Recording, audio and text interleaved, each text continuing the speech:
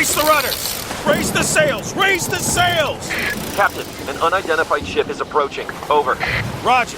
Wait, is that an enterprise sales solution? Reach sales professionals, not professional sailors. With LinkedIn ads, you can target the right people by industry, job title, and more. We'll even give you a $100 credit on your next campaign. Get started today at linkedin.com/results. Terms and conditions apply. This is Paige DeSorbo, the co-host of Giggly Squad. I have exciting news. McDonald's has all new McCrispy strips. It's chicken made for dipping. Tender, juicy white meat chicken with a golden brown, peppery breading. It's chicken so good it deserves its own sauce. The creamy chili McCrispy strip dip, a sauce that's creamy, savory, and sweet with a little heat. But it works with any of our sauces. I'm personally a barbecue sauce girl. Even sometimes I like ketchup. I'm just like basic sometimes. But I also need it in addition to any new sauces I'm trying. With a new creamy chili McCrispy strip dip, it's chicken made for dipping, only at McDonald's. Ever wonder what your lashes are destined for? The cards have spoken. Maybelline New York Mascara does it all. Whether you crave fully fan lashes with Lash Sensational, big, bold volume from the Colossal, a dramatic lift with Falsies Lash Lift, or natural-looking volume from Great Lash, your perfect lash future awaits. Manifest your best mascara today. Shop Maybelline New York and discover your lash destiny. Shop now at Walmart. Good morning.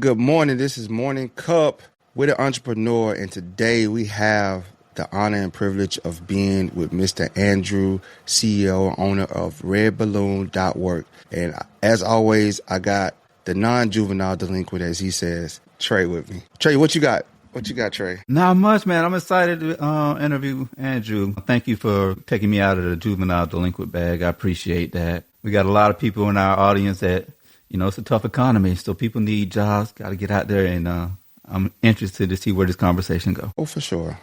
Andrew, you would like to introduce yourself to the people? Yeah, absolutely. I also have not been in juvenile. So we got a couple things in common. I'm pretty excited about that. I grew up in California. I got tired of living in the Bay Area, San Francisco Bay Area, so moved up to Idaho. And I live on 60 acres with 10 minutes from the office. I got 5 kids, 3 big dogs, living the dream. So it's pretty amazing. I've been blessed to start a bunch of businesses and sell a bunch of businesses. And, in my mind, starting businesses is a way to bless other people. And if you can pour yourself out in that way and create jobs for people, create opportunities for people, young people, old people, whatever, that's amazing. And obviously the latest one is Red Balloon. Part of the reason I started this is because I got fired from my last job for being a conservative Christian back in the crazy times of 2020. So I was like, okay, fine. I'm going to go start another business. And I think that's a lesson for all of us. Like, don't let a hard thing hold you down. Go do something that'll bless other people, and you never know how that's going to turn around. And so far, so good. And that's interesting. That you say that you was removed for being a conservative Christian in the workplace. I feel like everybody should be able to express their beliefs as they please, even if we agree or disagree. I feel like we should be able to all talk as humans because we all have our experiences in life that make us view the world that way. But sometimes a simple understanding and talking to people will help you understand their plot. Might not agree with you, but it leads to respect. It leads to mutual respect for each other. Well, and I remember it used to be, in the workplace, you could disagree on something and, over beer or whatever, whether it was politics or religion or whatever. And I thought that was great. Like, let's debate stuff out. Let's have and then still be able to go to work tomorrow and not have to yell at each other and get all angry. So I think we've lost that in America a little bit, and it'd be nice to get back to that. Yeah, people get offended easily. Yeah, for sure. Yeah, that's the nature of, that's why I really don't get into the whole politics and religion at work, because everybody kind of grew up in different environments and everything. Sure. It seems like everything is, I guess, subjective in a sense. Yeah, offensive. Yeah, and it's hard to kind of break through those barriers of communicating with people, to a level where you're not arguing and screaming and yelling at each other, to a way where we can find some type of common ground. Like, hey, look, man to man, woman to woman, human to human. Like this is how I view things. Instead of it, let's take all the emotional baggage out of it and let's just get to a ground level of understanding. I think that's where we're at in this world, trying to understand everybody. Yeah, absolutely. Well, and my whole theory was like, look, you should bring your whole self to work. You don't want to try and, dissect a piece of you, what you believe, your whole belief system. Right now, when you try and use your belief system to push it down somebody else's throat, whether you're a conservative or a liberal or I don't care, you should be at the workplace to provide value for your customers, to provide profitability for your business, and to provide just a joyful work environment where you don't get offended easily, right? But you still bring your whole self to work, right? And I had a lot of people work for me who had totally different worldviews. And they're like, look, this is the safest place I've ever felt, because I know that you're not going to beat me up for my belief system, what I do on the weekend. Like, I'm like, look, you go do you. That's fantastic. And while we're at work, we're going to work hard, but we're also not going to get offended, right? If someone says something right-leaning or left-leaning, sometimes I'd be like, that's a great topic for beer after work. And then let's go argue that sucker out there, because right now we got to solve this customer problem. But that's what made America great, because, what do they say in business? Every good idea comes from 9 bad ideas. Mm-hmm. And if people feel like, man, if I throw out a bad idea and someone's going to get offended, well, I'm just not going to throw it out there. Well, what happens is you lose that innovation. You lose that ability to kind of give and take from each other. And that's where the innovation has kind of fallen off in America. So I think if we can get people to not be offended, and I don't know how we got on this topic, but if we can get people not to be offended at work or in other areas, it allows us to innovate, right? Tolerance. And that's really where we need to go. Tolerance. We need to bring back tolerance of each other. Before you I would like to know, what was that like? Starting that moment where you got fired for something that's just insane, in my opinion. And then you have to start over. How was that? Well, it's kind of funny stories. It wasn't funny at the time, right? When you're in the middle of, this long drawn out battle with your board, because and just for context, right? I'm running this business that I'd helped found. It was a $50 million business at this point, a SaaS business. We were growing 25% a year with a 40% margin, right? We were printing money for the board. But I sold it a bunch of times, so I didn't have very much ownership left. So I didn't have enough pushbacks, right? So we go through this elongated battle, very painful, not my favorite thing. My wife was super supportive. She's like, you're doing the right thing, so stick with it. In fact, she gave me a 40-year-old bottle of scotch as a way to go, you lost your job. I'm like, wow, that worked out. Love. So, that's love right there. That's love right there. So anyway, then you go on vacation. I'm doing a housing development. I got a bunch of commercial real estate. So I have plenty of things to say grace over. But there's 2 months in, I'm like, man, I just had to make a decision between my job and my values. And there's going to be a lot of Americans that have to make that decision and shouldn't have to make that decision, right? It shouldn't be that there's this terrible connection where it's you either have a job or you have values. You want people who show up to the workplace with their value system and then crush it for the business, right? That's what you really want. So I'm like, well, you know what I'm going to do? I'm going to create a job board with a thesis around freedom. And I'm a tech guy. And so my brother and I literally went in the basement of my house and spent a weekend and wrote a job board. We're like, ta-da, we made a job board. It works. People can post jobs. People can apply to jobs. We're going to charge businesses $19 a month just so that we can keep the servers going. And then I'm just going to leave it, right? I'm going to make some videos on LinkedIn so that people know it's out there. And then I'm done. I'm back to my housing development. I didn't want to start another business. I didn't feel like I had the emotional energy to do that again. And then literally 4 months in, maybe less, I don't know, pretty quickly in, Fox and Friends calls me up. And they're like, hey, we heard you have the nation's leading pro-freedom job board. And I'm like, what are you talking about? I have 20 businesses on here, maybe 1,000 job seekers. It's a complete rounding error compared to the U.S. economy. And they're like, no, you're the only one out there who's saying, and basically what my stance was look, I want businesses who want free people, because free people think better, they work harder. That's what made America great in the first place, which means you should not have a vaccine mandate, because we think that people, if they want to get a vaccine, they should have that conversation with their doctor, not their HR department, right? That seemed like common sense. And that's what I said to all my employers. Well, evidently, I was the only job board out there that had taken that stance. And so I get on Fox and Friends, and I'm like, well, sure, I'm happy to get on. And actually, side note, I didn't know what Fox and Friends was, because I'm not really a media guy. And I'm like, Is this a kid's show? Fox and Friends, hey, Mr. Weasel, what are we going to do today? Right? I'm like, what is this thing? Anyway, so I get on, and it turns out it's actually a really big deal. We had 40,000 people on our website, instantly. I added 1,000 businesses and 500,000 job seekers in the next 2 months. And I was like, no, I've got a business again. I didn't want to do this. The last right? thing you wanted. Yeah, like right. I wanted to take a year off. I wanted to play golf, hang out with my kids, whatever. So, anyway, that's how the business started. So I would like to say that I had, brilliant strategy, but really it was just dumb luck. So you answered pretty much the first 5 questions. So one of the questions I want to ask is what challenges have you faced in promoting a freedom first approach in the job market? Yeah, no, it's a great question. It's been really invigorating because I've run a lot of businesses over the years. This is the only business where I get unsolicited thank you notes from perfect strangers every single week. People saying, I just found a job through Red Balloon. It changed the trajectory of my family. I've had people write and say, I just wanted you to know you saved my marriage because of the job that I found on Red Balloon. I'm like, man, why is that? And so I talk to these people and they're like, well, when you swim in woke waters for 8 to 10 hours a day with people pushing a worldview down your throat, right? And again, I don't mind if an employer wants to take a stance on something, that's fine. Just don't push your worldview down everyone's throat. Again, conservative, liberal, let people live their values out loud, right? So when someone's doing that to you, when they're pushing a worldview, when they're pushing a whole kind of mindset on how they have to think about themselves, their coworkers, the world around them, well, it really has an impact on how you interact with all your other relationships in your life. And so, these people are saying, I found a job through Red Balloon. I'm free at work. I still show up for 8 to 10 hours a day. I still bust tail. I still provide a ton of value, but I don't feel like I'm have these shackles of having to act a certain way that has nothing to do with what I believe. And so anyway, I start getting these thank you notes all the time, which is like, okay, and that's kind of the fuel for me, because when you can be blessing other people at scale, it's a lot easier to fight through stuff. And then I've had lots of media outlets say nasty things about me. It's actually, you see my last name, it's Crapuchettes.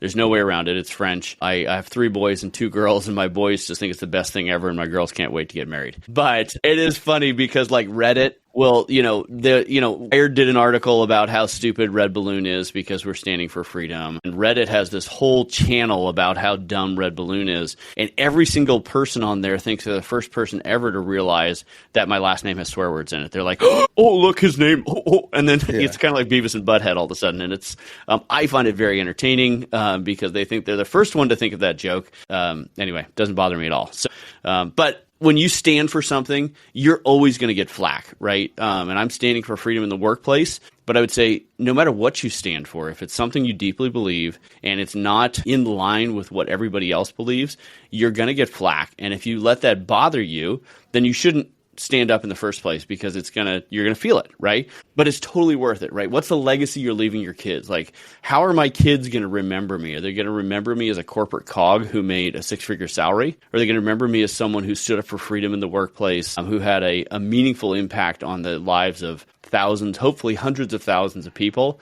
Like, that's what I want to be remembered for. And of course I'm going to take flack for that, but so what? I don't care. Most definitely. What you got, Trey? Do you hire woke folks? Do I hire woke folks? Good question. I would be happy to hire someone if they're willing to sign on to the values of what Red Balloon stands for, which means they're probably not going to be happy here. I'll give an example of this. So when I ran my last business, every time I was the final interview, and I hired 1,000 people, right? I was the final interview, and I said, look, I want you just need to, is a full disclosure of what you're coming into. I am an unapologetic conservative Christian. That's just who I am. I'm not going to force that on anyone. I'm not going to hand out tracts at work. I'm not going to be weird like that. But that's who I am, and I'm going to run the business that way because that's going to affect every one of my actions. And some of the ramifications of that are we're going to have a kegerator at work, but we're not going to get drunk. We are going to have a zero gossip policy here at the office. So that just means that you don't talk bad behind someone's back. If you have a problem with someone, you go talk to them right away. You right? address them. Okay. Yeah. You're a man or a woman. You approach the problem. And that's there's exactly it. Zero wrong with that. It's so funny you say that because so many jobs now, one thing I dislike about things is anonymous complaints. Right. Oh, man, I hate that. Oh, man, I used to get hit with them all the time. Don't like it because it takes the human element out of it. People will see something wrong and won't address it then and there. Right. They'd rather go type a anonymous complaint and everybody hair is on fire for this anonymous complaint when this person couldn't even come and stand up in front and say, hey, you did this wrong or you wronged me. Let's talk about it. That's right. I felt this type of way about it. Sometimes just that instant communication and getting to that point of understanding, because I tell people we're all from different walks of life. Totally. We all see, I might have never seen a white person in my life, right? So if this person says something that offend me, I should talk to him and say, hey, bro, that offend me, and educate them. And then now they understand, oh, okay, that offends you. All right, bro, my bad. And it's respect. And we go back to work. But now people will go, oh, man, he said something. Like they hear conservative Christian, that's like a buzzword, right? Oh, man, this dude, he doesn't like black people. He doesn't like Hispanic people. It's like, you don't know that. Get to know the person. You don't know that. That's exactly it. Yeah, I'm big on not like, because me personally, I don't put myself in a box, right? And that's why I was asking that question. Like, would you like what determines if they woke or not? Like how, like, I think I like the core of what you're saying. Like you got to have morals and values, right? That's right. And that's what, like, and if you're not morally aligned with your company, then 9 times out of 10, you're not going to be happy. That's right. That's right. And you want diversity of thought. You want diversity of ideas in a business. You want diversity of backgrounds, because that's where innovation comes from, right? If you have everyone that's a cookie cutter employee, that's going to be a failure, right? You're just not going to have great ideas coming out of that. But if you have someone who wildly disagrees with everything you believe, well, you're going to run into so many head bonks on stuff that just doesn't matter, right? So anyway, so I would give this full disclosure, and I'd say, and what I mean, hitting the no gossip thing, I said, look, if you come in my office, I'm the CEO of this big company, you come in my office and say, hey, Andrew, I think you're screwing up on this, or when you said this, I think it was really bad, I might give you a raise. Because I know I have blind spots. I know I have things that I'm not seeing, and I love people who have the guts to come into a CEO's office and say, hey, you're screwing up. Right? And I need that. You need those people around you. Think differently, right? That's fantastic. But if you come in my office and say, hey, so-and-so is screwing up, and I just, that's just really, I'm like, my first question is, did you already talk to them? Thank you. And if the answer is no, then get out of my office and I might fire you for that. Or several times what I'd do is I'd be like, that's amazing. Okay, why don't you wait here and I'll be right back. And I went and got that person and I brought them in. I'm like, why don't the three of us talk about this right now? So-and-so just said that. Let's try and get to the bottom of this. Well, that is a hugely awkward conversation, which I loved. I thought it was amazing. It shouldn't be awkward, though. It shouldn't be awkward. But guess what? It kills gossip in the workplace. And then suddenly people, they have the ability to innovate. They know their coworker's not stabbing them behind the back all the time because they know there's zero tolerance for that. But anyway, so I just say, this is what I believe. This is the way I'm running my workplace. If you are comfortable, you are welcome, right? If you are not comfortable with that, then you should know this before you come into the workplace. And honestly, in 15 years of hiring thousands of people, 2 people are like, you know what? I'm just not comfortable with that. I'm like, you know what? Then we just saved each other a ton of time. Because you weren't going to be comfortable here. You're going to be potentially toxic in our work environment, and you weren't going to be happy. So great, fantastic. God bless you. Go find a job somewhere else, and no harm, no foul. And honestly, that's legal, right? I'm not asking them, hey, do you go to church? Do you believe this? I'm just saying, this is what I believe. I have the boldness, I have the courage to say, this is what I believe, this is what I do. Everyone is welcome. It's not a weird thing. It's not a prerequisite, but this is who I am. Are you comfortable with that? And if they say yes, then welcome. I'd love to have you. Does that make sense? It makes complete sense. And a lot of people, like I said, it goes back to tolerance. People want you to tolerate them, but they can't tolerate you. That's right. It's so crazy. You see that in the world. And I tell people, because people ask me on political beliefs, I'm like, I don't believe in none of it. I'm just an irritant.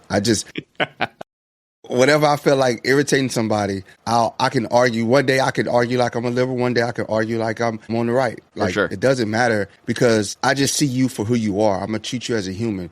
If you show me respect, I'm going to show you respect. Point blank, period. Because people is like, can you talk to somebody? Because I'm from Louisiana and I went to school with people that were actively in the KKK, right? Ooh. These kids growing up. And it's like they are getting bused to the predominantly black schools. So it's kind of like a barrier. But as you go on in life, that barrier comes down because now they're learning. They're like that image I had of you isn't there. Like, that's not true. You're a totally different person from my beliefs. And now these people are some of your closest friends. Yeah. Amen. Well, and here's the funny thing is, in the work environment, you look at this whole work from home movement, which sometimes that's the best thing for your family, right? Yeah. I got a great job. I'm working from home and, God bless you. That's a good thing. But there are some real downsides to work from home, right? It's not this panacea, because when you never interact with someone except over Zoom, when you never get to shake their hand or, grab that perennial, a beer after work, or just do things with people, then you can start to build a rubric or an idea of what that person's belief system is that's totally wrong, right? And all of a sudden, you're now putting them in a box that is wrong, and you never have the opportunity to build that relationship and realize, no, they're a real person. They're not just a category. They're a real person. And so that is the downside of work from home. And I think that's actually built a lot of animosity in the workplace, because you have to be way more intentional. When you have work from home employees, and I know this is a CEO who does, you have to be extremely intentional about how do you bring them in the office? How do you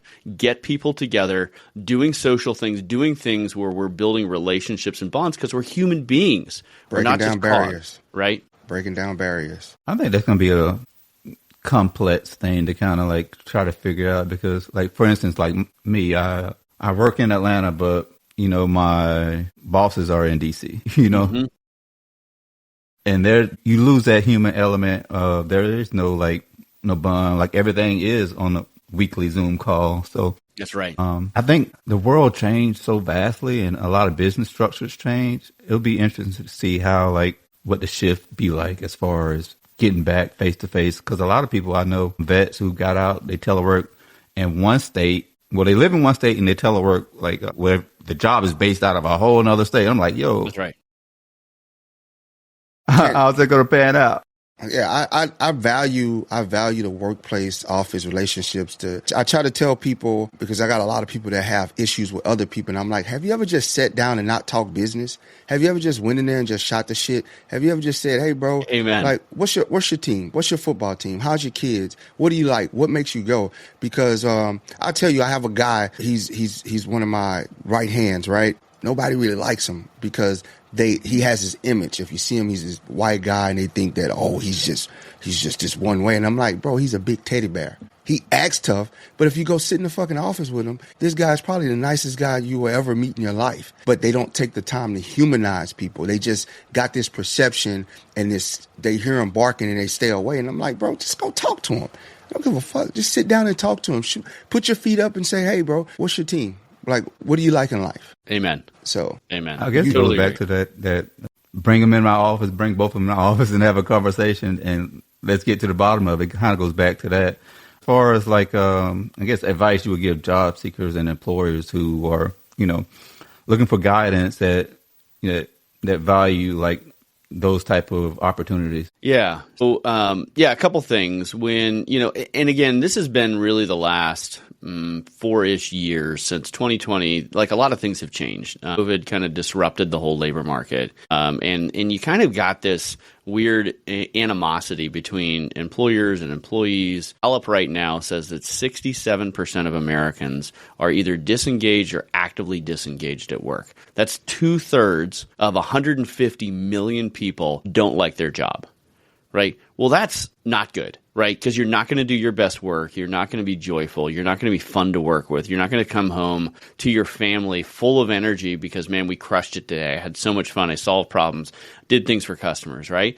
And so that has accelerated significantly. And so we're in this funny moment where you need to figure out, you need to reset your mind around work. If you're a job seeker, like, man, how do I find an employer that allows me to work really hard? Like, it's okay to work a 10-hour day and do hard things and crush it for customers. Like, that's a good thing. And you'd be surprised. It's actually deeply redeeming. And that's part of the reason. So RedBalloon.Work. It's .work, not .com, because I'm like, man, work is a good thing. Yeah. It's actually good for our souls. If you read Nissim Taleb, he talks about, like, the human body is a funny thing. We need hard things or we're going to die. We need the stress. Right? We need the stress, right? If you lay in a bed, which you'd think that's the safest thing, for weeks on end, your blood will pool and you'll die. right? So we actually need the stress, the hard things, right? And I think we not only need that for our bodies, we need that for our minds. We need to be able to solve hard problems. That's what work is. It's a good thing. As a Christian, see, work was in the Garden of Eden before Adam and Eve sinned.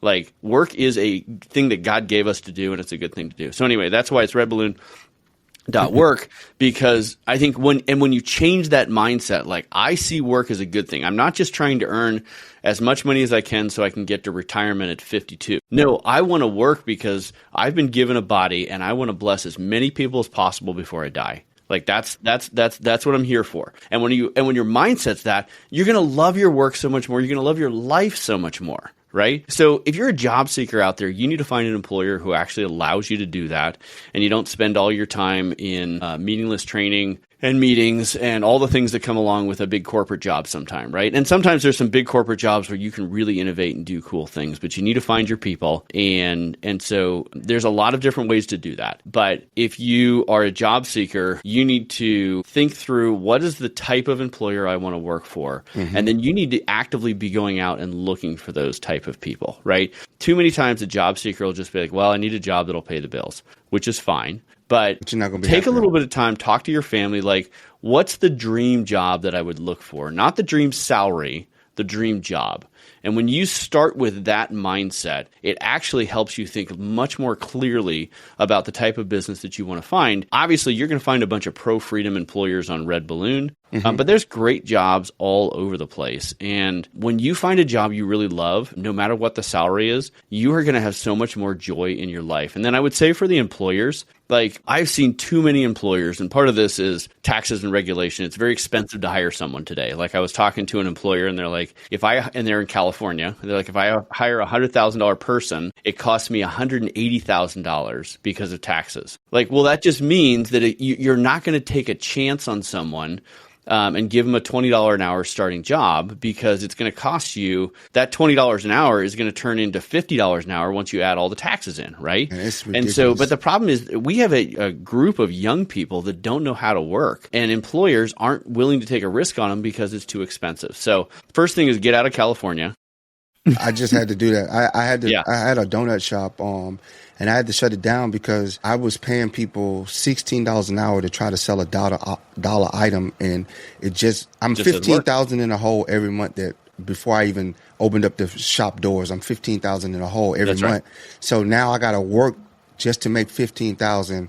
Just to break even, to make sure that the bills and the payroll is paid. And it just was too much. It was just too much. And I'm like, I'm only selling a dollar item. Why are you punishing me this hard? It was just so frustrating. And I wasn't getting the good quality of workers that really cared. They just wanted a job because the job paid. I had to pay them $16 an hour.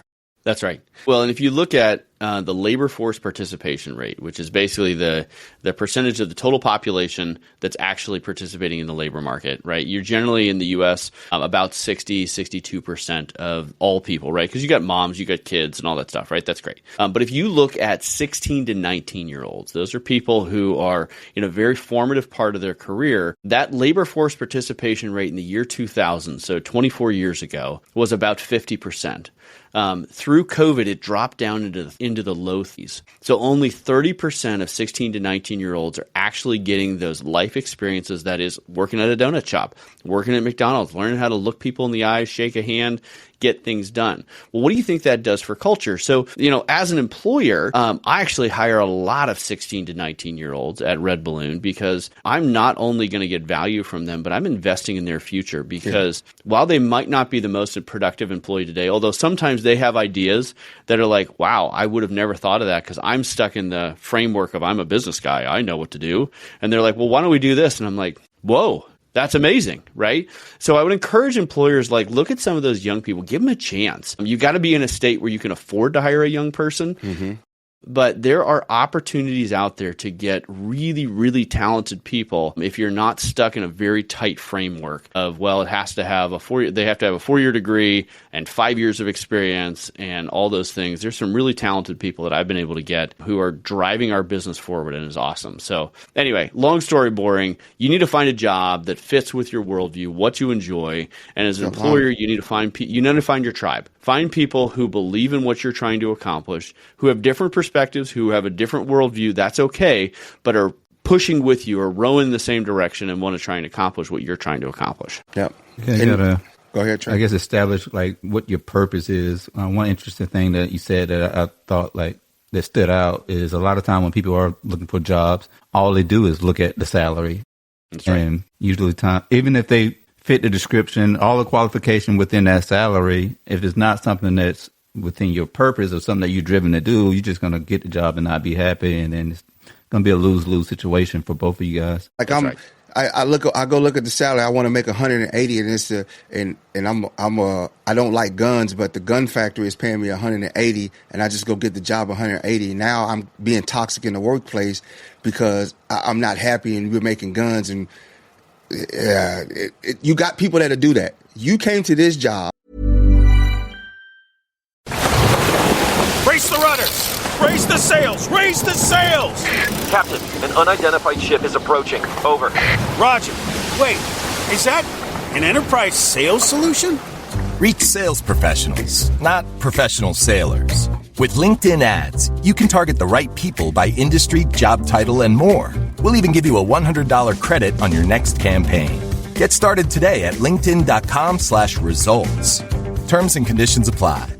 This is Paige DeSorbo, the co-host of Giggly Squad. I have exciting news. McDonald's has all new McCrispy strips. It's chicken made for dipping. Tender, juicy white meat chicken with a golden brown, peppery breading. It's chicken so good it deserves its own sauce. The creamy chili McCrispy strip dip, a sauce that's creamy, savory, and sweet with a little heat. But it works with any of our sauces. I'm personally a barbecue sauce girl. Even sometimes I like ketchup. I'm just like basic sometimes. But I also need it in addition to any new sauces I'm trying. With a new creamy chili McCrispy strip dip, it's chicken made for dipping, only at McDonald's. And you knew what it entailed, and you're mad at us for doing what we want. It's not a good. You got to go. Yeah, what are you doing? Yeah. And these laws make it hard for you to get rid of those people that's like that. So I love the idea of matching people with the mindset of things that they want, that aligns with their core values. So if I'm advocate gun person, I'm a Second Amendment guy, and I got a job at a gun factory, I'm gonna be happy. That's right. No matter what your salary is, right? And you got to take care of your family, but you're going to be happy. You're going to enjoy your work. And you're going to enjoy the people you're working with. And you brought up that Gallup stat, too, because I had that in my mind. I saw another stat. It said 78% of employees value a workplace that allows for open expression of diverse opinions, even if those opinions differ from the majority. 78%. Yes. So you definitely own to something that's, a lot of different companies should take into mind. What's your future vision for RedBalloon? Yeah, so we are in a funny place in America where HR has become far too powerful. I'm just going to hopefully offend some people, but whenever you have a group or an entity within an organization that has more authority than they have responsibility, right? So if the VP of sales says, I need a new sales rep, and the HR person says, well, I'm only going to hire people who are transgender. And so it's really hard to find people who are good at sales and transgender, so you're not going to get a salesperson for maybe 6 months. Then they get to the end of the year, and they miss their sales number. Who's going to be responsible for that? Well, the VP of sales. So they have all of this responsibility without enough authority with which to be able to execute on the responsibility they've been given, right? And that's just how the world works. There's a certain amount of authority and responsibility to go around. Well, HR all of a sudden has all of this authority, but they don't have to live with the consequences of their actions, right? They don't have that responsibility. And so anytime you have that, you're going to cause tensions in the workplace. And so I think that work can be a great thing. And so my vision for RedBalloon is I want to redeem the world of work. I think work can be something that supports families, that builds communities, that builds people. And I would like to have HR have less power. And what that looks like is we're building HR software. Right now we have an applicant tracking system that really helps you walk through the hiring process, but we're trying to do it in a distinctly human way, because most of you out there, if you hear an applicant tracking system, you think that's an evil thing that is just trying to destroy everyone's life, right? And that's because it's all algorithms, right? right? They're trying to let the AIs make what we believe is a distinctly human decision of who to hire and a career for a person. And so we're thinking entirely differently about how do you build hiring system software that brings efficiency and effectiveness to the hiring manager without dehumanizing the people applying for the job, which I think is really, really important. So that's where we're starting. But then the question is like, oh, well, how far down the road can we get into payroll and benefits and really making people feel welcome and like they're part of the mission of a business? And can we do that with software and systems that empower hiring managers? So maybe we don't need as many HR people out there. And I have had, and as full disclosure, I've had a phenomenal HR person at a couple different of my businesses. That's amazing, right? But there are a lot of HR people that unfortunately, kind of rule the roost. I talked to a Fortune 500 and he says there's only 3 people that I'm afraid of: the chairman of the board and my wife and the HR person. And I'm like, man, I get that, but the HR person shouldn't have that much power, right? And so anyway. Yeah, Nova had first-hand experience with that. Yeah, I got messed up and hired a homeless man that ended up robbing his donut shop. That was wild. Yeah, that was trying to be nice. Trying to be nice. Don't get me on the homeless people, man. Look, I'm all for it. But if you can beg, you can work. That's my philosophy. That's 100%. Yes. And that's RedBalloon.Work. Work is good. Exactly. One thing matter of fact, I'm gonna send them to that board. There you go. As far as we have this program called Skill Bridge that help with like transitioning from whatever workforce you're in, like military to civilian. Do you guys have any type of programs as far as transitioning, or what does that look like? Today we don't. I would love to. The last company that I ran, I actually was the nation's leading labor market data company, and we were dissecting the world of work at the skill level and built one of the biggest skill taxonomies, which would help you understand, okay, if I have this basket of skills, this skill inventory is me as a talented person, what is the next skill that I should go get that's going to have the highest positive impact on my earning potential and my joy at work based on what all the things that I earn? Because if you're a Java developer and you're like, okay, should I learn SQL or should I learn Hadoop? Well, there's no real data out there to let you know which one is something you're going to A, enjoy, and B, make the most money if you learn that skill, right? And so, but if you're a construction worker and you're offered, do you want to learn SQL or Hadoop? The answer is none of the above, right? So it should not be a one size fits all. Here's a skill set that everybody should learn. So that's where I'd like to go with Red Balloon, where you can help people understand their current skill inventory and then what is the next best thing that you can do that will have the most profound impact on your earning potential and your career opportunities. Unfortunately, today, what Red Balloon does is we're a job board. So you can post jobs, you can apply to jobs. If you're a job seeker, everything's free to you. And in fact, we have a lot of resources like the Employee Bill of Rights and Responsibilities that our labor lawyer put together. So you can actually go in there and find out, like, if I'm in the workplace and I don't love what my boss is telling me to do, where do I have rights? Where do I have responsibilities? And where should I just suck it up and, get back to work? So those are free resources. Job seekers, everything's free for job seekers. And it doesn't cost a lot for an employer to post a job. So that's that side. And then we also just do recruitment. So if you have, and we just helped Tucker Carlson find someone, which was kind of fun. What basically we go through and we say, look, tell us the job you want to fill, and then we're going to effectively work for you for 2 months. We're going to bring you multiple awesome candidates that are aligned with your values, and then you're going to be able to hire them, because a good hiring process should take 20 to 30 hours, right? It should take 20 to 30 hours, and most small businesses simply don't have 20 to 30 hours to devote to one hire. And so they offload that to us and we take over it. The other thing is 75% of small businesses in America have had a labor-based lawsuit in the last 5 years. 75%. And so we have a labor lawyer on staff, and so we're only going to bring you people who are aligned and probably not going to sue you, right? So we're going to try and save them a lot of effort there. So that's where we help, and we can help you find great people, and we can help you find a great business. So I got this question. What are your thoughts on college versus trade? So I'll give you a stat on that. So we surveyed all of our employers and all of Public Square's employers. So it's 80,000 employers. And these are all right-leaning, conservative, generally small businesses, right? So it's a representative sample of the 32 million small to medium-sized businesses in America. And we asked them about this question. We said, hey, when you see a bachelor's degree from a major university on a resume, is that a positive, a negative, or a neutral? 40% said it was neutral, like they didn't care. And I was like, oh, well, that's actually pretty interesting and meaningful, meaning that you just spent $100,000 on a degree from a major university, from LSU, and the employers don't care, right? Okay, well, that's good to know.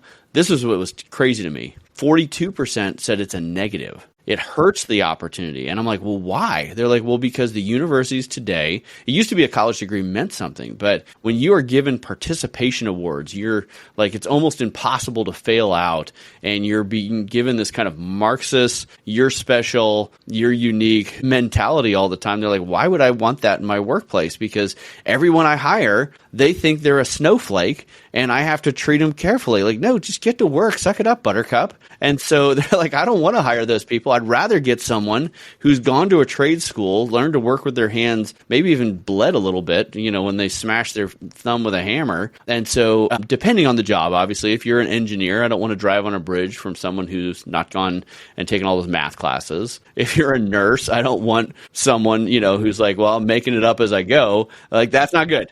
Right. Yeah. But I think in a lot of jobs today, a lot of the vocational stuff, it's way better. And I think employers are starting to come around to that. And so you might save yourself 2 years of education and $100,000 of debt and get yourself a better job. And that's what I've been telling the kids. I'm like, I see this big push for people to go to college. And I'm like, man, go learn a skill, go learn a trade, go learn to be an electrician, a plumber. Amen. Like I got my cousin into being a plumbing, and now he's making way more money than me. He's making bank. Yep. He's traveling. He was just in Indiana working at some battery factory and just making bank, man. Just making bank being a plumber. And he loves it. He loves it. And that's where it's like you're focused on the work. And sometimes when you focus on something you love, you make the most money. You don't start by making the most money, but you make the most money in the long run, and you're happy. And like that's way more important than a big pile of money. I'm telling you, man, it's a beautiful thing. Like he showed me his work site. He's showing me the crew that he met. He showed a plumbing job, did he? Like, no, he was doing a pipe fitting for the place, and he just enjoyed it.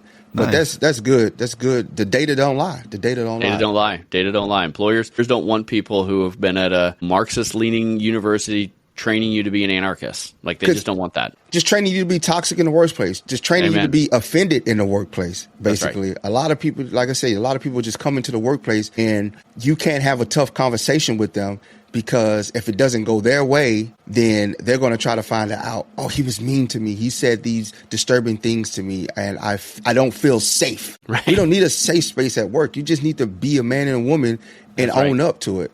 Be held accountable. And if somebody wrongs you, hold them accountable. If somebody said something to you that you didn't like, address it. You ain't got to fight about it, but you just let them know where you stand. Totally. And I'll respect you more. If I offend you, and I tell all my guys, if I offend you, tell me. Tell me I offend you. I remember I called one guy, I was like, you look like Jeffrey Dahmer. And he's like, I don't like that. And I said, I apologize. My bad. I didn't mean to offend you. I wasn't trying to say to offend you. I apologize. And he's like, all right, thank you. And we've been great ever since. And you're good, right? It should be over, right? We don't have to hold on to that. We don't have to have that chip on our shoulder. Like, no, like if you did something wrong, own up to it. As I tell my kids this all the time, like all of us are sinners. We're going to do stupid things. I'm going to do a lot of stupid things. And when I do that, I'm going to own it. I'm going to ask your forgiveness and then it's done. Like it's over. And it goes the same way. And that is so just relieving. And when you introduce that type of mentality to a workplace, I will tell you, you will have a high-performing, joyful workplace in a hot minute. And it's totally worth it. It's going to be super awkward when you're like, okay, so we're not going to do gossip anymore, and I'm going to have to call people on it. But man, like within months, people are just going to be like, oh my word, I didn't realize the burden that was lifted off my shoulders because I was just carrying all this, like, who's going to be knifing me in the back? Who's talking about me right now? Who should I be talking about? I'm playing politics all the time. Like, no, just handle things like a man or a woman. Yeah, I think it should be like some type of like perfect blend of like education and labor. Cause like you said, we do acknowledge that the education side is worth it. And we've seen it like several times, especially like in different military positions where like you'll bring in someone, this officer who just graduated from wherever and have all these degrees and accolades, but when it comes time to do the job, they don't know how to do a hands-on job and have to lean on the people who don't have the education as far as they have the experience, and they have to show you now how to do your job, which you are getting paid more than them to do, which is weird. Yep. So I'll speak on that firsthand. So in the military, you got a thing called thoroughbreds. Thoroughbreds are people that went the traditional route. They went to college, got their degree, then came into the military. And then you got this thing called the Mustangs. Mustangs are the guys that came in and enlisted, went through the ranks, and then they went into an officer program called officer. And it's like night and day between the two. You got the Mustangs that if it's a problem rises, they go get it done, right? They know who to talk to. They know how to talk. They know how to relate to the people under them. And you will see a lot of people say, I value Mustangs for that. Whereas a thoroughbred, same rank, they're just lost in the sauce, right? They don't, because they're taught not to talk to these people, not to integrate these people, or they'll get you fired, and they don't know how to maneuver. And it's something they have to learn, but they're so far behind the curve later on in life that it just, some of them burn out quick. Some of them burn out quick. So, but I think as a country, if we can find like the perfect blend of the two, it'll be beautiful. Well, and I'll tell you, I never went to college. I started working when I was 16 because I like to work. And then my wife is Dr. Crapuchettes. So I like to refer to us as Dr. Crapuchettes and sub-GED Crapuchettes. And there's nothing wrong. And we make a good team. Exactly. Look how successful you are. Exactly. Look at you ran 6 businesses, so you have some kind of success. It's all about intelligent life experiences and just the opportunities that you have. That's right. A college degree doesn't make you any better than anybody else. That's right. And my oldest son, who's 20 now, and he actually works here at RedBalloon, he did 1 year of college. He's like, Dad, I just don't know if this is the right thing for me. And it was a Christian college. It was great. He learned a lot of things. He's like, but I do know I need life experience. And that's some of the things you get from college. So he went off to Africa, and he went to African Christian University in Lusaka, Zambia, where he was the only white kid. And it was amazing. Like, I saw him grow up and see people from different perspectives. And he was only there for 3 months. And it was just an amazing experience for him. And so that's part of what you get in college. And so if you can accomplish that in some other way, and sometimes that's just being a Mustang and be like, no, I just know how to work. And you're going to get that experience doing that. And you're going to be a plumber. You're going to go to Indiana and do pipe fitting for a huge factory. That's awesome, right? But that would be my only pushback, is that part of what people get in college is that experience, relationships, etc. And so if you can accomplish that in another way and see a different culture, go live in Spain, go live in Africa, go live in India for 3 or 6 months. I want to live in India. That will change your life as a young person. And when you're 20, do it. Like, go get that done. The new McCrispy Strip is here. Dip approved by ketchup, tangy barbecue, honey mustard, Sprite, McFlurry, Big Mac sauce, double dipped in buffalo and ranch, more ranch, and creamy chili McCrispy Strip Dip. Now at McDonald's. Ba-da-ba-ba-ba.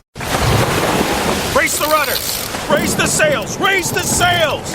Captain, an unidentified ship is approaching. Over. Roger. Wait, is that an enterprise sales solution? Reach sales professionals, not professional sailors. With LinkedIn ads, you can target the right people by industry, job title, and more. We'll even give you a $100 credit on your next campaign. Get started today at linkedin.com/results. Terms and conditions apply.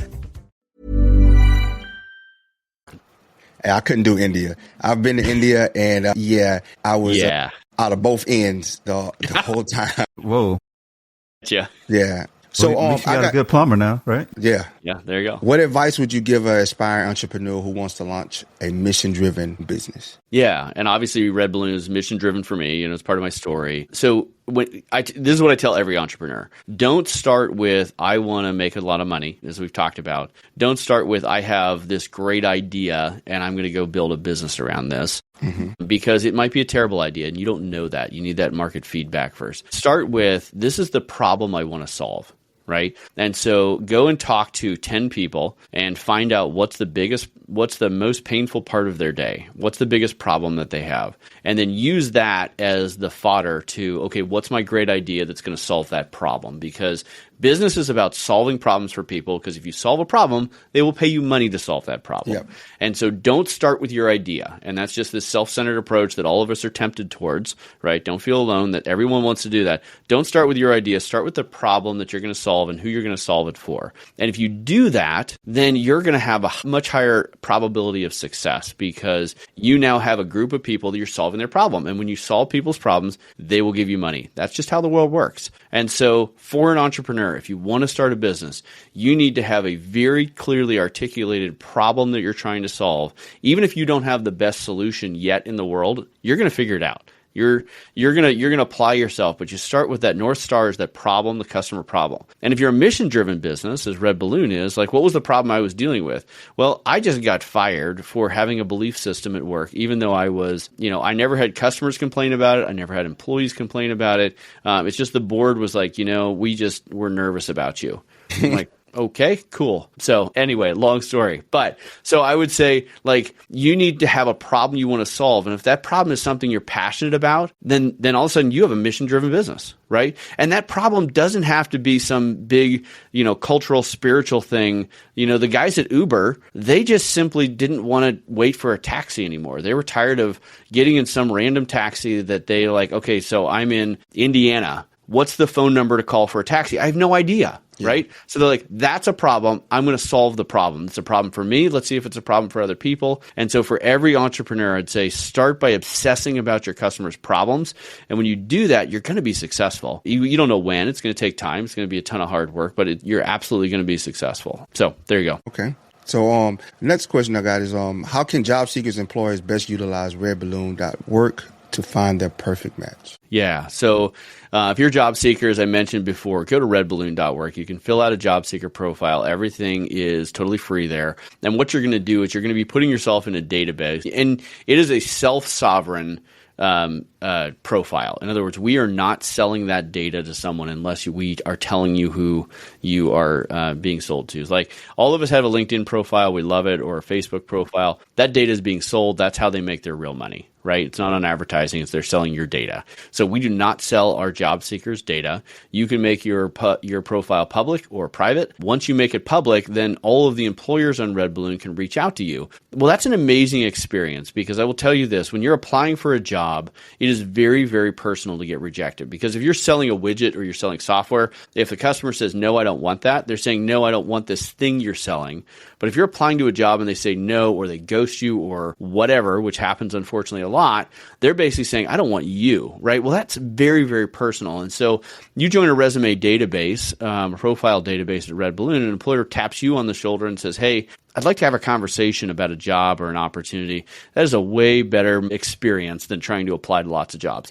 You can also apply to jobs, right? And I would encourage you to do that. You're going to find that the employers on Red Balloon are generally smaller businesses who care about people. They are, most of them are right-leaning, and they want to hire people who want to show up, work hard, and live the American dream. So if you're a job seeker, everything's free for you. Get on there, RedBalloon.Work, fill out a profile. It's going to change your life. It's going to be amazing. If you're an employer and you would like to avoid that lawsuit, as I mentioned earlier, 75% of all small businesses have had a labor-based lawsuit in the last 5 years.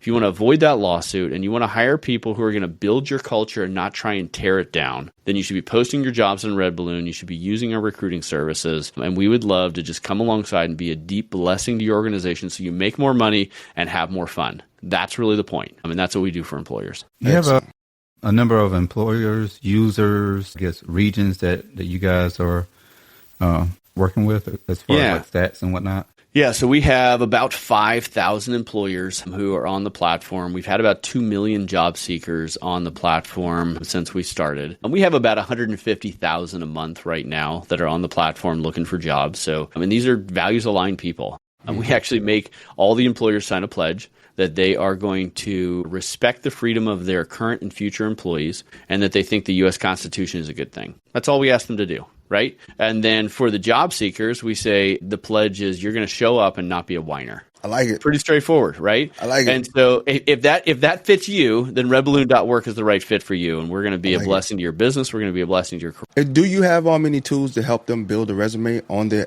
website? We do.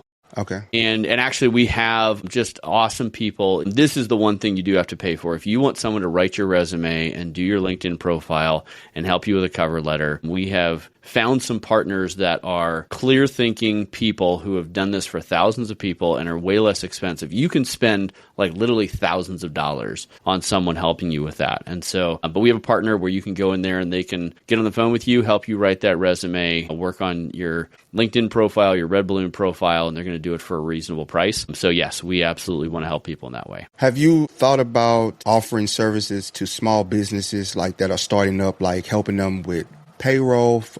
You already do the job recruiting for them. So like, say I'm a business and I got this money and I just started my business. Could I come to you guys to fully staff it and help me like, hey, how do I do payroll? You got any CPAs or anything like that? So we do have a number of folks that we recommend. Okay. CPAs and tax people and HR professionals that we can kind of point you in the right direction. We've also helped a lot of businesses because if you Google HR docs, you're only going to get horrible documents that are going to destroy your culture. And so we have built employee manuals and offer letters, and we just try and give those to as many employers as possible who want them. Awesome. Because we want to be a blessing to people. I will also tell you probably 3 times a week, I'm on the phone with one of our customers, and they're just buying job postings, but they're coming to me for business advice or staffing advice or how do I deal with stuff. Like, we love our customers and we want them to be successful. So, we have 3 kind of principles that we live by at Red Balloon. Bless the customer, which means we want every customer to be better off, better able to do their job, whether they buy anything from us or not. The next one is bless the employee. We want every employee at Red Balloon to be a better person because they work here. I want them to be a better employee for their next employer when they end up leaving Red Balloon. I want them to be a better part of their community, love people better. And then we want to bless the shareholders. And the shareholders have to be third, right? I'm all for authority and people. I've had some investors who put some money into Red Balloon. That's amazing. But we start with customers, then we go to employees, and then the shareholders will be blessed if those first 2 are blessed before them. So is there a tool to report back, say that the company, they did sign a pledge, but they're not adhering to that pledge? Is it a way for the worker to report back to you about that? 100%. We've had a couple like that where they'll just shoot us an email and be like, this company seems squirrely, or they're not being honest in the interview process, or they're not getting back to us. And we'll actually coach our employers like, you need to be building your employment brand, which is not just I'm just trying to hire people. But you think of, as an employer, you need to be thinking about your employment brand. And that's probably a topic for another discussion altogether. But when you ghost people, when you don't treat job seekers who are applying to a job, which is a meaningful change in their life, and you don't even give them the time of day of a response, that is hurting your employment brand significantly because you don't know who that person knows or if they're going to be the perfect employee for you in a year. And you need to treat them with respect. Much so. Trey, what you got? Okay, I guess I keep looking at your red balloon that's on your sweater. I'm just intrigued. Like, what's the story behind the red balloon? Okay, so, there's a lot of things. So, have you ever been in a hot air balloon? No. Okay, so I love heights. I'm a skydiving guy. I love that stuff. I'm crazy. Like I had friends on Team Rollerblade in San Francisco, and we did stupid things. But I'm going to leave that. That's a topic for another day. That's the reason why I haven't been in a red balloon, Andrew. Yeah, I was out in the Bay, and they always had these red balloons every so often. Like, one would just pop up in my backyard, and just people would just be like, they don't know where they're gonna land. They don't know right. So anyway, so that's the story. So I'm on a hot air balloon in England, in Dartmoor, which is where the Hound of Baskerville is written. Like, it's a cool area. And I've got 3 of my kids with me, and we're up there.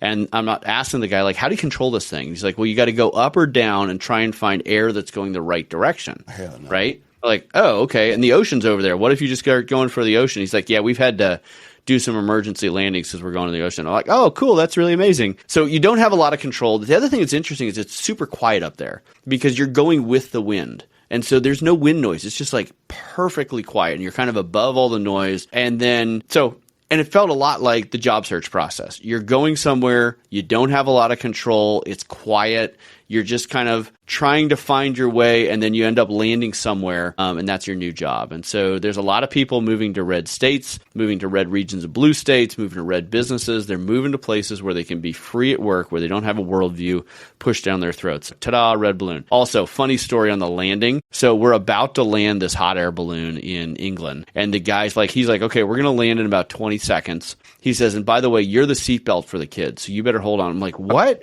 He's like, okay, get them all along the side of the basket, put your arms and pin them as tight as you can because otherwise they're going to bounce out. I'm like, what are you talking about? He's like, no, do it right now. I'm like, ah! And the kids thought it was the greatest thing. And they're like, oh, it's so fun. I'm like, ah. And then we land and he's like, oh, good job. I'm like, could you give me a little more warning? Anyway, so there you go. There's the job search process in America. And that's why we call it Red Balloon. And I'm going to tell you, in our group, what we'll call that's that white people shit. Like, that's that white people shit.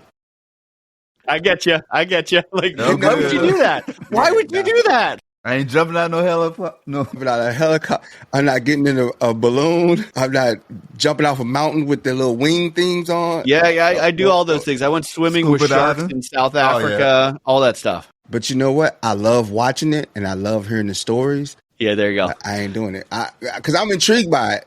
White people shit. I love that. Yeah, that's the white people shit. White people shit. You just somebody go, man, you want to go up in the balloon? Because where I live in Temecula, they have balloons. You see them all on the weekend. Every weekend, it's all in the sky. And people constantly be like, man, I'm like, that's white people shit. Why the fuck would I want to go in a balloon, bro? Yeah, I'm fine right here. Yeah, I'm good. I barely like to get on the airplane, but I like to keep it low in control. Yeah. But we appreciate you. Any final thoughts before we wrap it up? Any final thoughts from you, Trey? No, I'm good. Great interview. I appreciate your time, Andrew. I guess final thoughts. Where can people find you as far as social media apps and whatnot? Yeah, the main. I mean, obviously go to RedBalloon.Work. And again, it's not .com. That stands for communism, and we don't want communism. We want hard work. Remember, so anyway. So RedBalloon.Work. That's where you want to go. But I will tell you, LinkedIn is probably where I'm most active. And I try and put out a post every single day on how to build culture, how to apply to jobs, how to think about the workplace. So I'd encourage you, go follow me. I'm the only Andrew Crapuchettes out there. It's pretty straightforward to find me. So, and gentlemen, I am grateful to be on here. I've enjoyed the conversation. Thank you. And I guess my final thought, dear listeners, is go do something hard and brave, because your kids, your family, your legacy will be based on that. Don't do the easy thing, do the hard thing, and it will be a blessing to you and it'll be a blessing to your legacy. So go do it. It just builds a resiliency and be tolerant of people. Amen. The simple thing. You have a problem in the workplace, address it with the person. Don't be anonymous. Be anonymous. But I appreciate you for coming by. Tell Isaac thanks for reaching out. Yeah, really appreciate it. This is a great interview. Really appreciate it. Don't be a stranger. All right. And I might have to build me a profile on RedBalloon.Work. Before you leave, and I need to know, what was the name of that 40-year-old scotch, man? You know, I'm a drinker myself. I'm just curious. So this is, that was Bunnahabhain. So tell you what, you guys come to Idaho. I have a liquor cabinet that's worth the trip. And I will share with you guys, and we will have some fantastic scotch. I'm telling you, my dream, while you playing and people laugh at me, my dream is to move to Montana and buy 200 acres of land in Montana. Well, come visit Idaho. I get a guest house. You guys are welcome. I'd love to have you hang out with my kids. We'll have some scotch. We'll go do some white people shit. I love it. I mean, shooting guns, drinking beer. I'm with it. All right. And on that note, we are out. Thank you, Andrew. Check him out, RedBalloon.Work. Job posting. If you really want to just go to work and be above the BS, you don't want to hear the BS, go to RedBalloon.Work. They have great employers there that are there for you, for what you want, your lifestyle. You got to stand for something, man. Yep. Love it.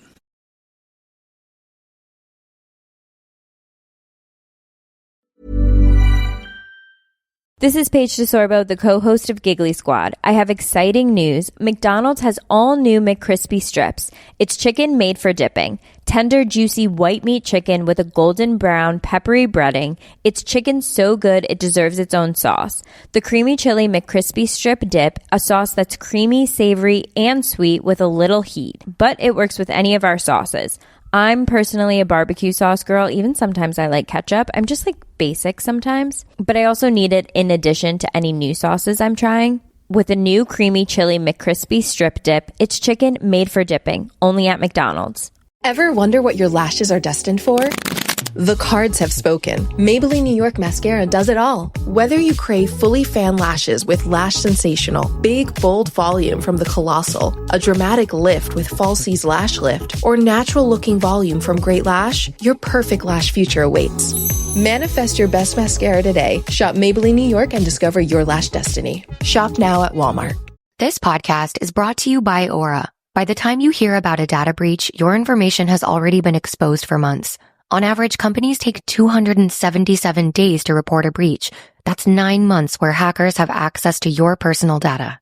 That's why we're thrilled to partner with Aura. Aura is an all-in-one digital safety solution that monitors the dark web for your phone number, email, and social security number, sending real-time alerts if your info is found. It also includes a VPN, password manager, and data broker removal to help keep you safe. For a limited time, Aura is offering a 14-day free trial plus a dark web scan to check if your personal information has been leaked, all for free at aura.com/safety. That's aura.com/safety to sign up and protect your loved ones. That's AURA.com/safety. Terms apply. Check the site for details.